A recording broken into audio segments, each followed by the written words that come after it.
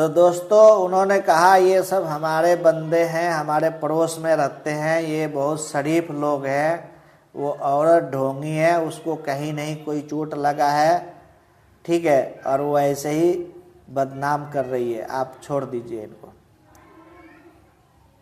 Police लोगों को मैं एहसानमंद हूँ, मैं मुबारकबाद देता हूँ उनको, जो उनकी बातें उनको समझ में आई और बेकसूर वालों को पकड़ के रखी थी तो उन्होंने छोड़ दिया। मैं बहुत बहुत धन्यवाद करता हूँ उन अफसरों को जो इस बात को समझते हैं। उसके बाद ये तो चले आए, उसके बाद उन दोनों को बढ़िया से तसल्ली से कुटाई किया। 2-3 दिन तक जेल में रखा उसको, 2-3 दिन तक बढ़िया से कुटाई किया, तब उसको छोड़ा। ठीक है दोस्तों। फिर उसके बाद दोस्तों एक दिन की बात है कि दादा उस बच्चे का नाइट में ड्यूटी नहीं गए और उस रूम में ना दोस्तों लाइट बहुत कम रहता था। उस टाइम अगर लाइट किसी के पास रहता भी था तो बहुत कम चलता था लाइट। अगर कोई चाहे कि हाँ पूरे 12 घंटा तक लाइट जलता रहे तो नहीं जलता था, कट मारता था ज़्यादा। रात में तो अक्सर ज़्यादा कट मारता था। तो दोस्तों उस दिन की बात है कि न ज़्यादा ठंडी था न ज़्यादा गर्मी था, नॉर्मल सा मौसम था। तो उस दिन वो दादा उस बच्चे का ड्यूटी नहीं गए। वो क्या किए, दरवाजा के बिल्कुल सामने रूम के अंदर ही फोल्डिंग बिछाए सोने के लिए, और वो बच्चा और वो दादी उसका, वो दोनों इकट्ठे नीचे सोते थे जमीन पर। इतना उनके पास हैसियत नहीं था जो खाट चारपाई या तख्त ले आए।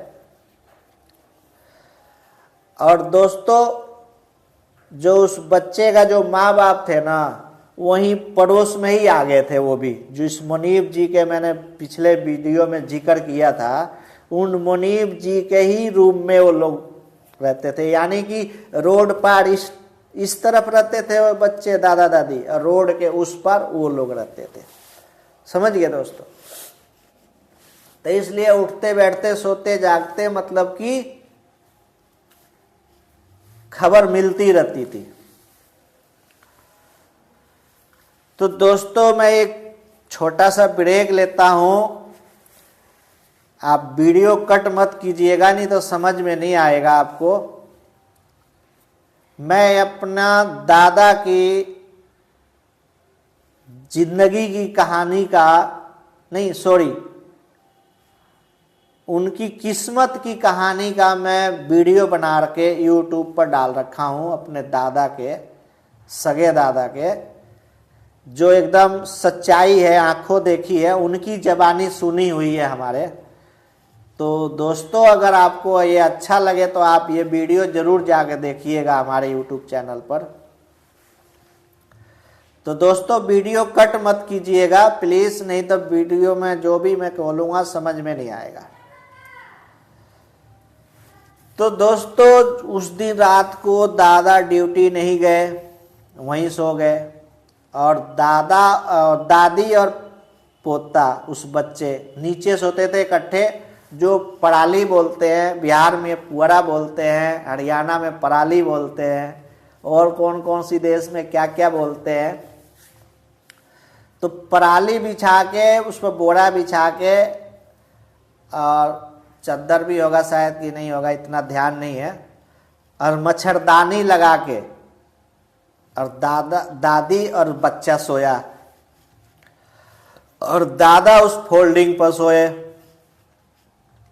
बच्चा दीवार के साइड सोता था हमेशा, दादी उसके इस साइड में सोती थी।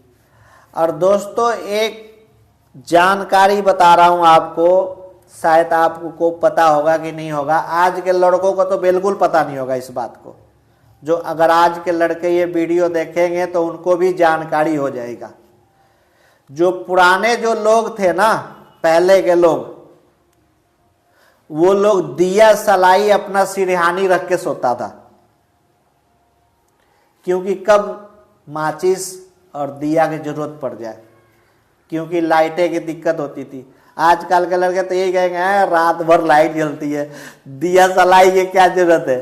अरे लाइट भागती भी तो है रात को, अचानक ही लाइट भाग जाए ना रहे, इन्वेटर भी है तुम्हारे पास, कहीं इन्वेटर भी रात को एकदम से जवाब दे दे और उसी टाइम कोई इमरजेंसी काम आ जाए तो तुम कहां रोशनी के लिए भागोगे।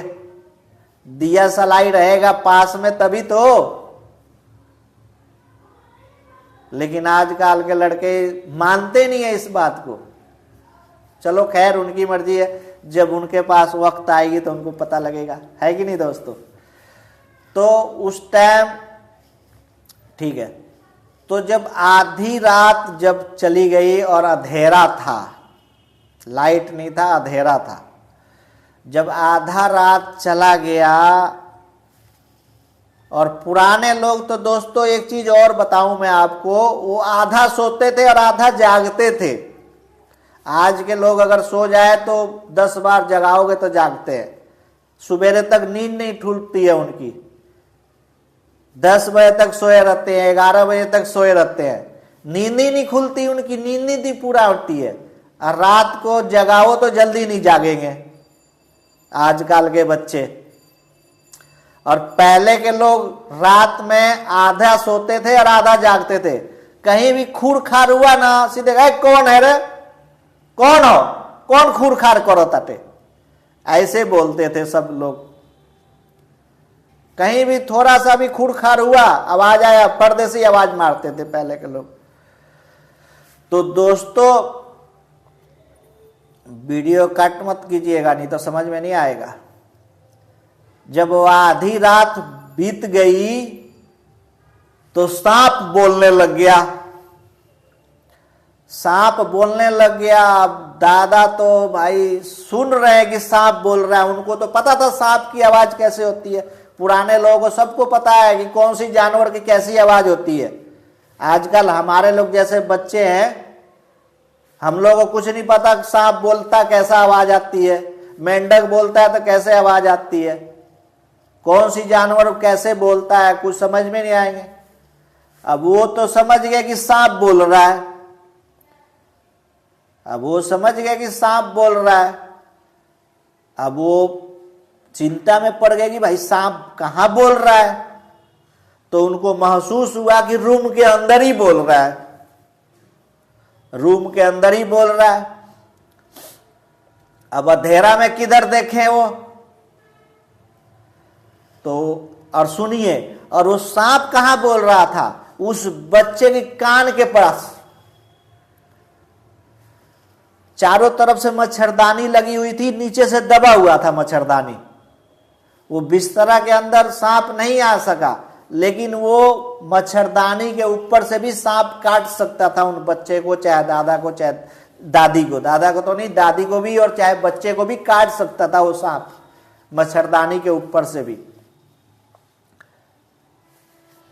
लेकिन वो सांप और बच्चा ऐसे करके सोया हुआ था ऐसे, तो उसके सिर के पास कान के पास आगे बोलता था, और बच्चा था कच्चा नींद में सोया हुआ था, कुछ सोया था कुछ जागा हुआ था।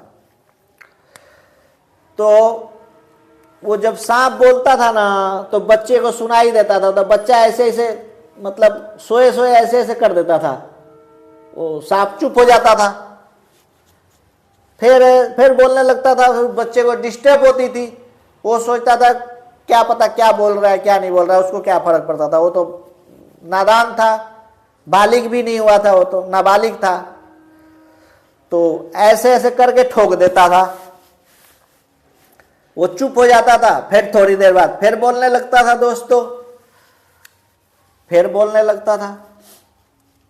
अब वो दादा देखते हैं उसके कि कुछ देर सांप बोल रहा है, कुछ देर चुप हो जा रहा है, कुछ देर बोल रहा है, कुछ देर चुप हो जा रहा है। जब उन्होंने पूरा देख लिया कि हाँ ये सांप बोल रहा है, उन्होंने समझ गया कि सांप बोल रहा है। दोस्तों ये वीडियो बहुत लंबी होगी, तो फिर मिलेंगे दोस्तों अगले वीडियो में। तब तक नमस्कार, सत श्री अकाल, आदाब, सलाम, नमस्ते। दुआ में मुझे याद रखिएगा। इंशाअल्लाह